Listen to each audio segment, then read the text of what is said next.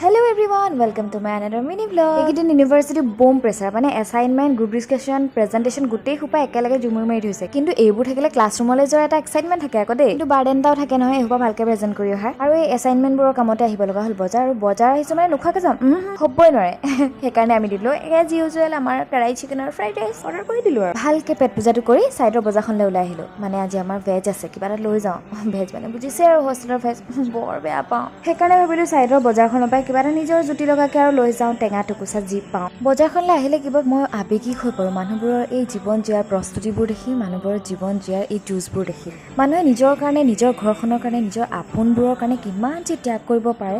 এই উৎকট গৰমৰ তাপ সহ্য কৰি দুবেলা দুমুঠি আশাত কেতিয়াবা হয়তো বুকুত কেঁচুৱা বান্ধি, হয়তো জীৱনৰ কেতিয়াবা আবেলি পৰত মুখৰ আগত পাচলি লৈ গ্ৰাহকৰ আশাত বহিব লগা হয়। সঁচাই জীৱনৰ যুঁজখন যুঁজিবলৈ কিন্তু সাহস লাগে। আকৌ এটা নতুন ভিডিঅ'ৰ সৈতে লগ পাম। আজিলৈ বাই বাই।